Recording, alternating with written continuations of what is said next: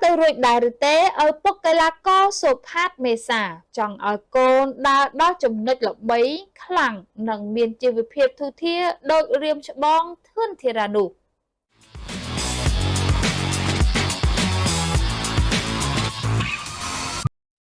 bọn tọa bì vì sai cái lá bạc đá côn khmai cầm pung lọc bấy khẳng khổng sở rộng đại cái lá co lọc bấy chì ràn rụp chốc chay chì khẳng miền đầm lại khluôn khpua vì bàn tỉa vì bàn lán chnha sai cả vật nâng tiền rồngวันchì ràn krương khổng à chip ប្រាក់រង្វាន់លើកទឹកចិត្តបានចូលក្របខ័ណ្ឌមានជីវភាពធូរធារនិងមានលទ្ធភាពទិញដី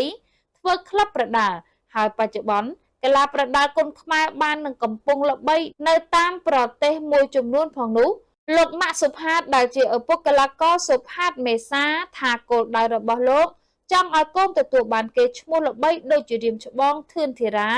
និងមានជីវភាពធូរធារមានផ្ទះមានឡានពីវិស័យប្រដាល់គុនខ្មែរនេះ នឹងបានចេញទៅប្រកួតនៅក្រៅប្រទេសផងដែរលោកម៉ាក់សុផាតដែលជាកូនលោកព្រឹទ្ធាចារ្យញៅម៉ាក់ម្ចាស់ក្លឹបតាលីដំរីមានរិទ្ធបានឲ្យដឹងថាមហិច្ឆតារបស់លោករួមទាំងកូនប្រុសផ្ទាល់គឺចង់ទទួលបានភាពជោគជ័យឈ្នះខ្សែក្រវ៉ាត់នៅថ្ងៃខាងមុខនេះដូចជារៀមច្បងធឿនធីរាផលសុភ័ណ្ឌម៉ឺនមេឃាជាដើមដែលមានជីវភាពធូរធារ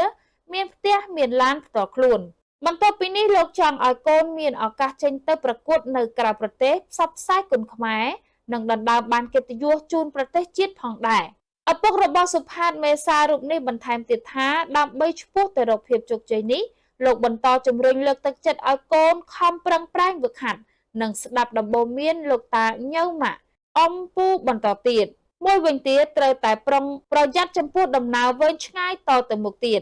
ពលកាន់តែល្បី កាន់តែត្រូវប្រយ័ត្នទាំងការវឹកហាត់និងអរិយាប័ត្ររស់នៅប្រចាំថ្ងៃផងដែរក្នុងនោះផងដែរលោកផ្ដាំផ្ញើទៅកាន់ក្មេងៗជំនាន់ក្រោយបើមិនទាន់ទទួលបានជោគជ័យនោះទេ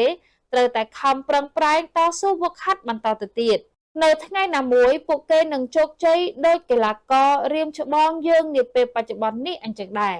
សូមបញ្ជាក់ផងដែរថាកីឡាករសុផាតមេសាជាកីឡាករវ័យក្មេង និងកំពុងចាប់ផ្ដើមមានគេឈ្មោះបោះសម្លេងក្នុងវិស័យកីឡាប្រដាល់គុនខ្មែរជាបណ្ដាហើយដោយបច្ចុប្បន្នរូបគេបានឡើងប្រកួតឈ្នះពានបាន3លើកជាប់គ្នាមកហើយសុផាតមេសាជាកូនប្រុសរបស់លោកម៉ាក់សុផាតត្រូវជាចៅរបស់លោកព្រឹទ្ធាចារ្យញៅម៉ាក់ចូលបងប្អូនយល់យ៉ាងណាដែរការលើកឡើងរបស់លោកម៉ាក់សុផាតដែលចង់ឲ្យកូនល្បីដោយរៀមច្បងធឿនធីរាបែបនេះ